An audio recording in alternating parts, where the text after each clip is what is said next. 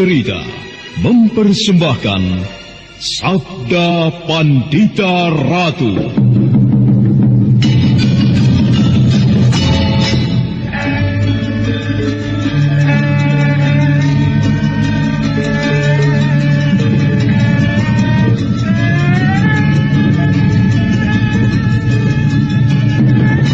Kureguk anggur Mahadewa, kucicipi madu sabdanya. Bumi kuremas dalam genggamanku, matahari dan rembulan kutelan dalam perutku. Apakah mungkin aku akan menjadi bunga yang bisa kau petik dan kau sunting? Sementara jika layu, akan kau campakkan begitu saja, seperti cermin retak yang tak berharga.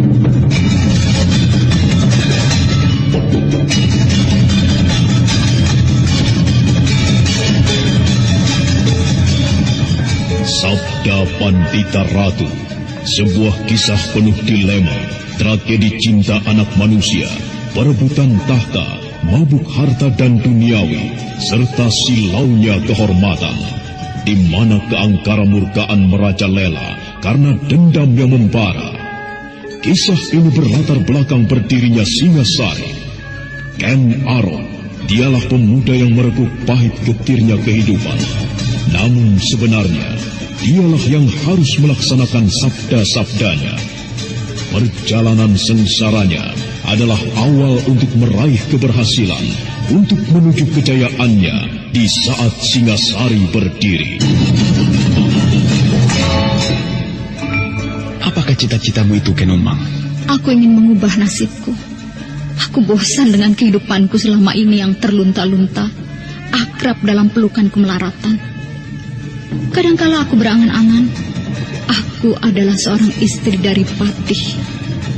Bahkan lebih gila lagi, aku berangan-angan, andai kata aku adalah seorang permaisuri, maka akan terhapus semua masa silamku, terhapus lenyap, tidak bersisa semua kenangan buruk yang kumiliki.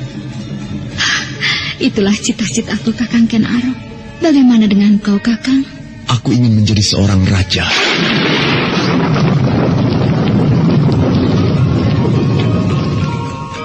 Sabda Pandita Ratu.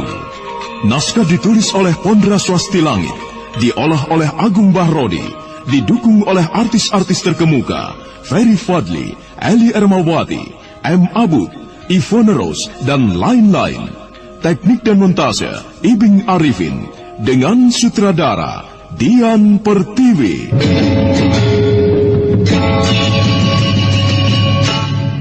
Sabda Pandita Ratu. Kali ini dalam episode ke-12 dengan judul Candi Swambara Budura.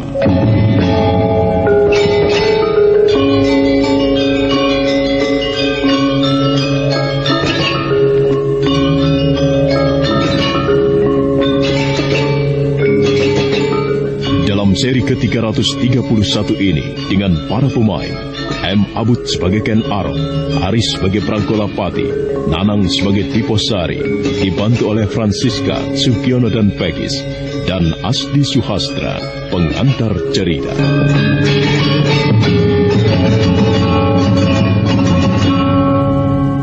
Diposari, bekas seorang senopati Tumapel di masa Aku Tunggul Amatung, terkejut ketika belum terlalu jauh meninggalkan kediaman Senopati Pragolapati dihadang oleh Ken Arok.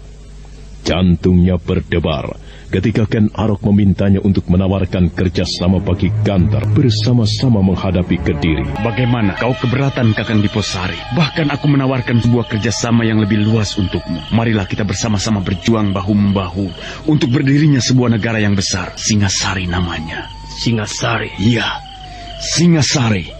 Kau akan mendirikan sebuah negara yang bernama Singasari. Benar, itulah cita-citaku. Sebuah negara yang aku angankan lebih besar dari Kediri. Tumapel menjadi besar dan jaya, dan namanya aku ubah menjadi Singasari. Nah, aku akan merasa senang sekali kalau kau mau bekerja sama denganku. Kelak, kau akan ikut memerintah Singasari. Apa yang kau tertawakan? Nasibku. Kenapa dengan nasibmu? Betapa menyenangkan jika apa yang kau katakan itu benar. Sebuah negara baru, besar dan jaya, bernama Singasari berdiri. Kau menjadi seorang raja, dan aku akan menjadi salah seorang pejabat penting di Singasari. Atau sebaliknya. Sebaliknya bagaimana maksudmu? Ken Arok, nasibku akan seperti Kebo Ijo. Nasibku akan seperti Senopati Pragolapati yang sebentar lagi akan kau bunuh. Hah? Tidak. Aku berkata kepadamu, kau akan menemui nasib seperti mereka. Pragolapati layak dibunuh karena ia memang tidak aku sukai. Dulu ia menyulitkan aku dan menjilat kakiku. Aku tidak senang dengan perilakunya yang semacam itu. Bukan aku bermaksud memujimu. Akan tetapi orang semacam kau yang aku butuhkan. Kau berani melawan arus untuk membela kebenaran yang kau yakini benar. Nah, bagaimana? Ken Arok, sekarang kau bisa berkata begitu. Tetapi di lain waktu, kau akan berbuat sebaliknya. Bagaimana dengan Kebo Ijo? Bukankah Kebo Ijo sebuah contoh yang baik? Kebo Ijo telah membunuh aku Tunggul Ametung, dan ia mendapatkan hukumannya.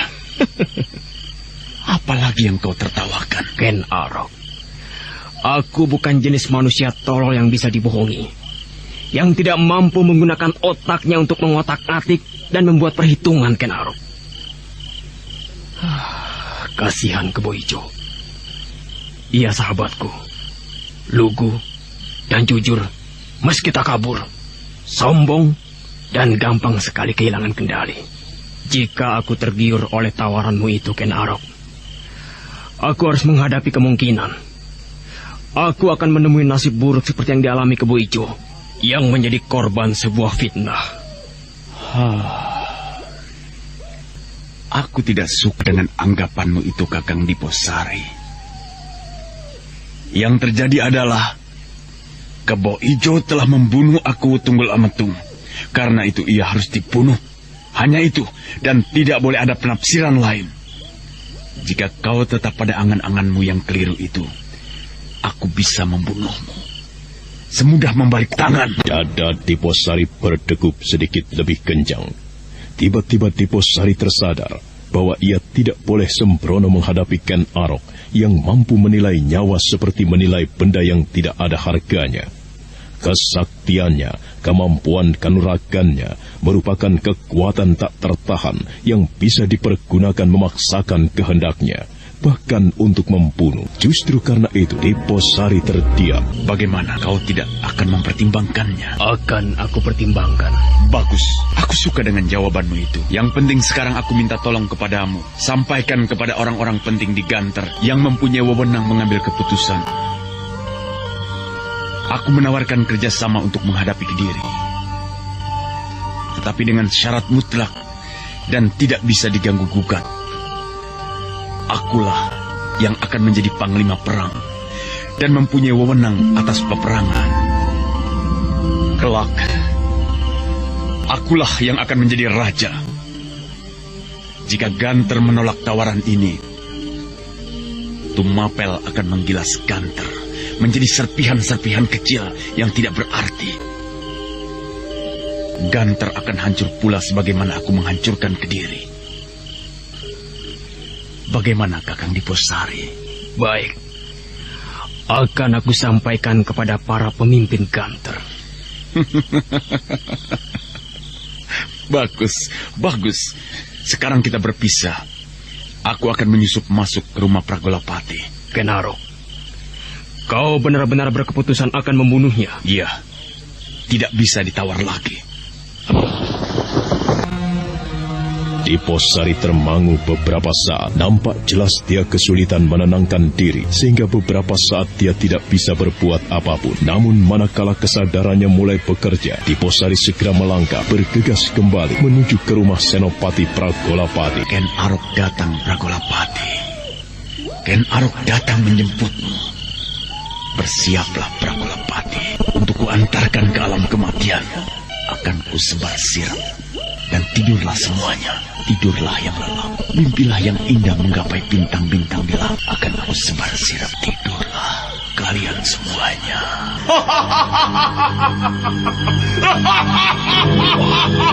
Suara tawa yang luar biasa, bagaikan aji gelap sayuta atau sejenis ajian gelap ngapar. Bukan main, betapa dahsyatnya. Udara mengalir aneh. Sirap, iya, sirap. Langkah Diposari terhenti ketika simpul-simpul syarafnya merasakan udara yang mengalir membawa kekuatan sirap yang kuat. Diposari segera melangkah mundur, membebaskan diri dari daerah yang dikuasai kekuatan sirap. Bukan main, betapa dahsyatnya. Jika aku memaksakan diri memasuki halaman rumah Senopati Pragelapati, maka aku tidak akan tahan menghadapi kekuatan sirap ini. Aku bisa ambruk tertidur. Nasibmu Pragelapati, nasibmu begitu buruk. Matilah engkau. Tumpang tindih telanjang tanpa selembar benang pun. Seorang senopati yang seharusnya menjadi panutan, menjadi contoh, tetapi macam inilah perbuatannya. Seperti binatang. Matilah kau Pragelapati, karena aku tidak menyenangimu. Tetapi matilah kau dengan tidak penasaran. Kau boleh mengetahui siapa pembunuhmu. Nah, bangunlah. Kenapa Pragelapati? Apa yang kau lakukan di sini, Ken Arok? Apa? Jangan! Kakang Senopati! Siapa perempuan itu, Kakang Pragelapati? Bukan urusanmu, Ken Arok. Paling tidak, itu justru menyenangkan hatiku. Besok Tumapel akan geger melihat kematianmu dengan perempuan itu. Jangan! Orang-orang tentu mengira yang membunuhmu adalah suami perempuan itu, yang tidak rela istrinya kau permainkan sebagai pelampiasan nafsunya. Apa yang kau lakukan, Ken Arok? Membunuhmu. Barat, ke barat kau, iblis kau. Sudahlah Pragelapati, matilah dengan tenang. Jangan mati penasaran, agar kau tidak sesat di jalan. Berdebah, iblis kau, Ken Arok. Keparat kau. Aku memang keparat. Terkutuk. Iya, aku memang terkutuk. Pada tarikan napasnya yang terakhir, tubuh Senopati Pragelapati menggeliat untuk kemudian tidak mampu bergerak lagi. Pragelapati kemudian mati. Tubuhnya yang telanjang ambruk menindih tubuh perempuan telanjang yang baru saja digelutinya. Ken Arok kemudian melangkah meninggalkan ruangan yang berbau kematian itu. Membuka pintu dengan tenang, berjalan melintasi halaman dan melintasi tubuh-tubuh para penjaga regol yang bergelimpangan, dibuai oleh tidur paksa. Kau masih berada di situ, Diposari? Iya. Kau ingin melihat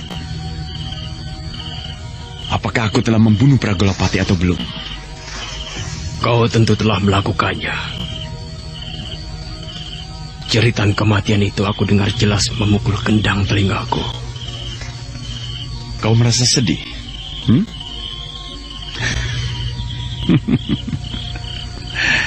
Ia pernah menyulitkanmu.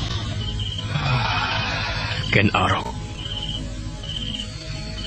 begitu rendahnya kau menghargai nyawa manusia.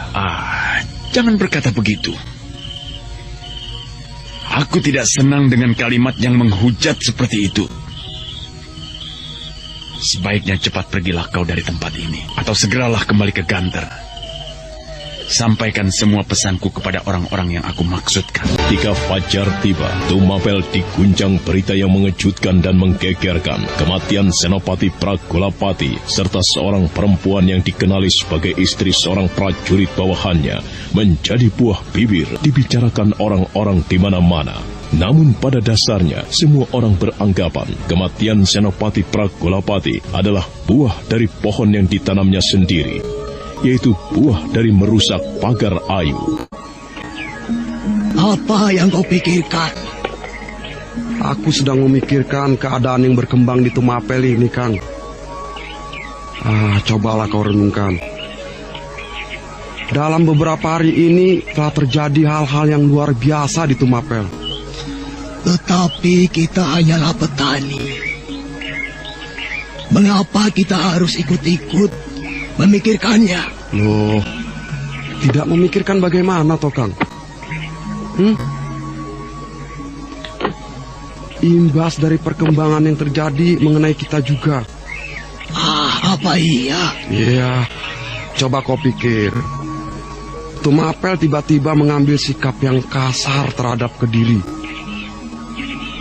Kalau kemudian terjadi perang bagaimana coba? Aku tidak keberatan andai kata terjadi perang. Tumapel nantinya akan menjadi sebuah negeri yang besar. Kita tidak perlu menyetor upeti ke Kediri. Bukankah itu bagus? Bagusnya bagus. Perang yang akan terjadi itu?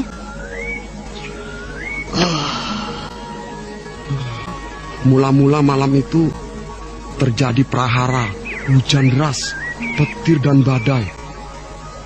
Beberapa rumah penduduk ambruk, Kang. Kemudian esok paginya, tuanku aku Tunggul Ametung mati terbunuh. Dibunuh oleh Kebo Ijo.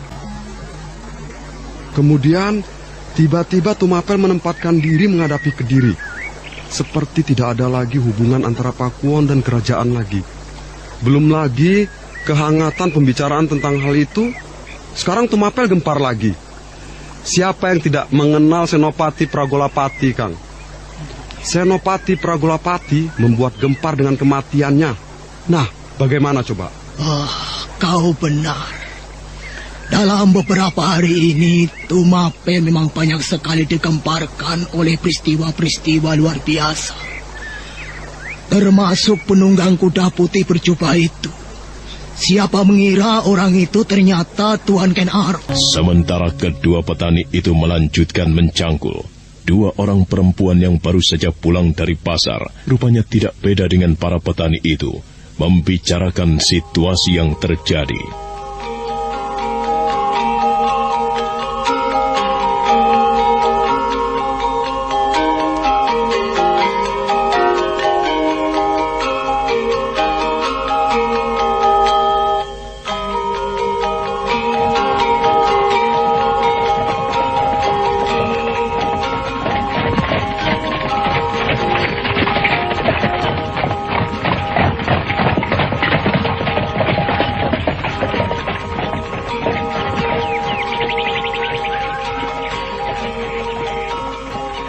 Bagaimana pendapatmu, Nyai Suril?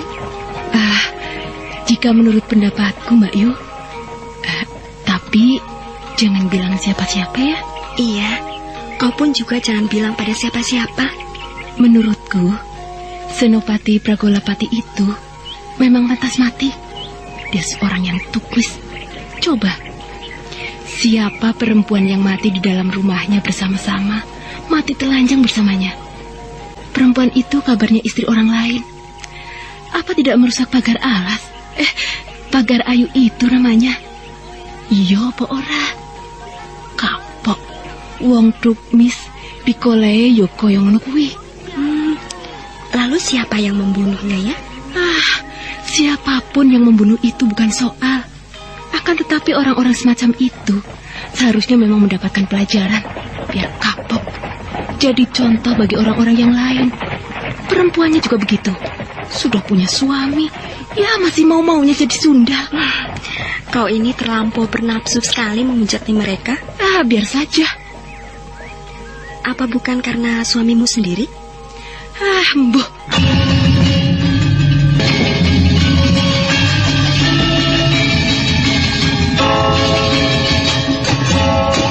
Maka demikianlah hari-hari yang kemudian bergerak padat dengan berbagai kesibukan di Tumapel. Ken Arok sibuk menancapkan pengaruhnya di mana-mana, baik terhadap para prajurit, juga terhadap Ken Dedes. Perbawa dan karisma yang dimiliki Ken Arok ternyata juga sedemikian besar. Tanpa sadar, orang-orang Tumapel telah tergiring untuk memujanya, bahkan mengikuti kehendaknya. Sementara itu di Kediri, Kartajaya, Raja Kediri menerima Tumenggung Yudapaksa dan Mancasasra di Gedung Jene. Aku sudah tidak sabar lagi. Ingin mengetahui apa yang terjadi di Tumapel. Ampun, Baginda.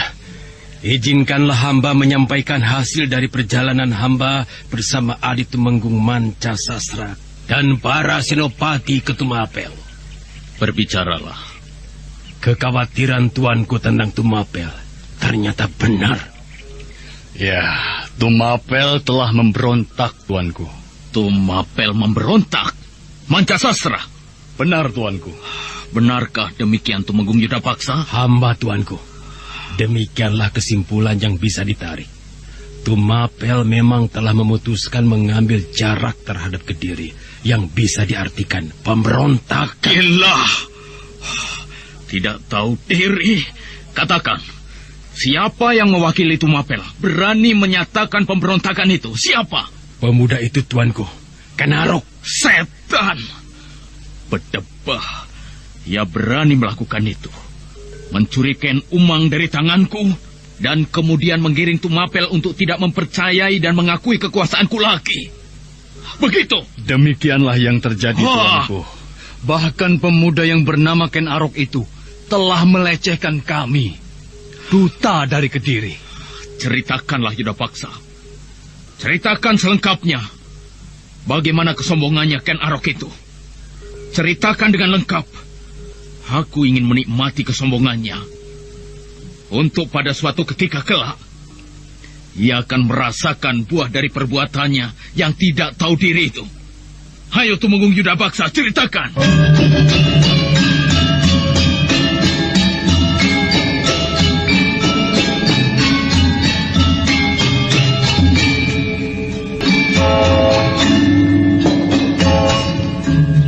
Demikianlah, dengan jelas dan gamblang, Tumenggung Yudapaksa dan Tumenggung Mancasasra menceritakan apa yang telah terjadi di Tumapel.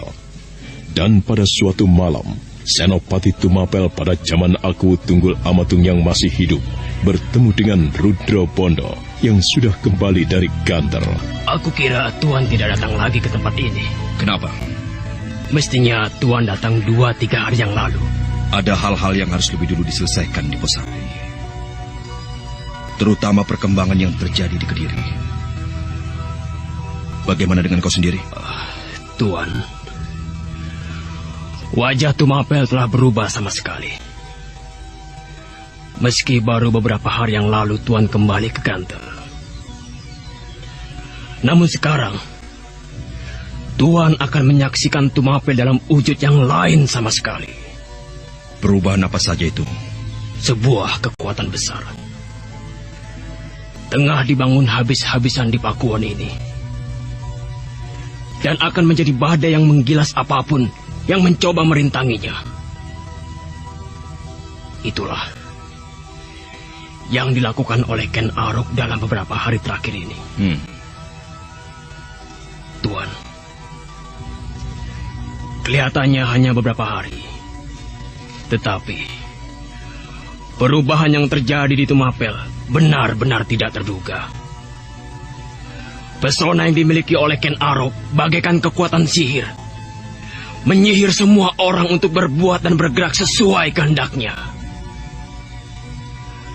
Malam ini, Tuan, jika Tuan pergi ke alun-alun, Tuan akan melihat ratusan obor menyala di sana, menerangi beratus-ratus prajurit dalam olah geladen peperangan atau kanuragan.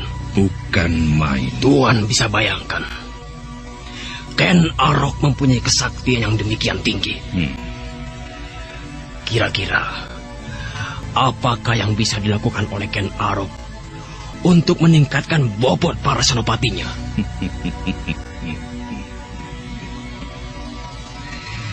Ya, aku mengerti. Kebo Ijo yang menurut ceritamu semula tidak bisa berbuat apa-apa, bisa menjelma menjadi orang yang menggetarkan dan bahkan mengalahkan Senopati Prakulapati.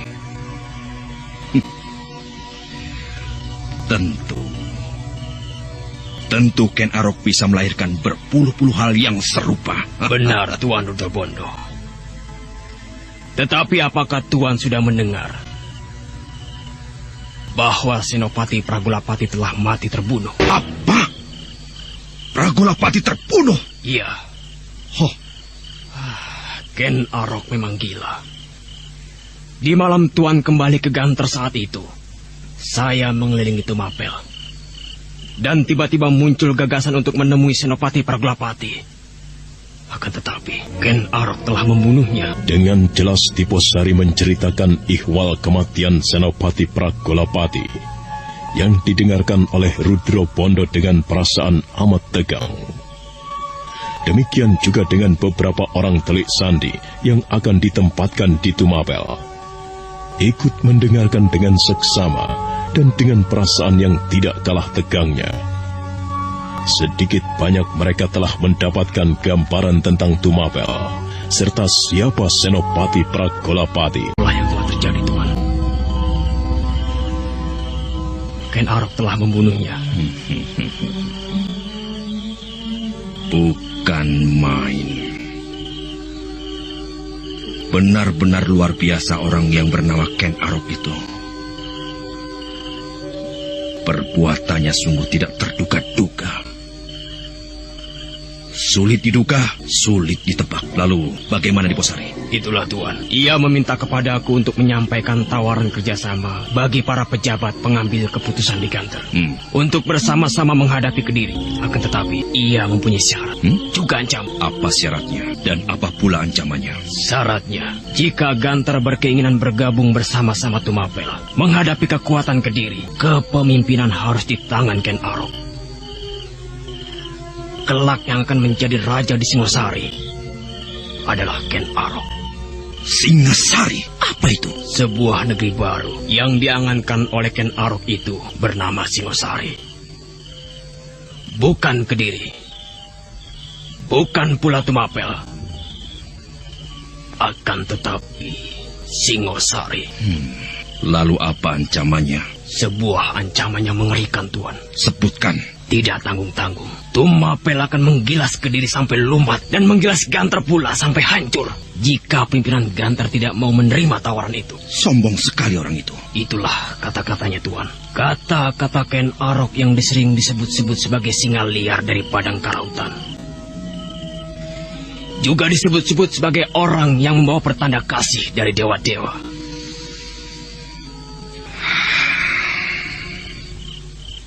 Sebaiknya malam ini juga kita ke alun-alun untuk melihat latihan perang seperti yang kau sebut-sebut itu. Mari, Tuan. Bersama-sama, namun terlihat tidak menyolok mata, rombongan itu berjalan menuju alun-alun, berbaur dengan orang-orang yang ingin menyaksikan latihan-latihan keprajuritan yang sedang berlangsung. Ternyata, latihan olah kanuragan atau latihan perang yang jarang dilakukan di alun-alun itu, di samping menimbulkan rasa tegang, juga mengusik minat untuk menyaksikan, seolah sebuah tontonan yang menarik. Saudara pendengar, untuk mengetahui jawabannya, ikutilah kelanjutan kisah ini dalam seri berikutnya. Sampai jumpa.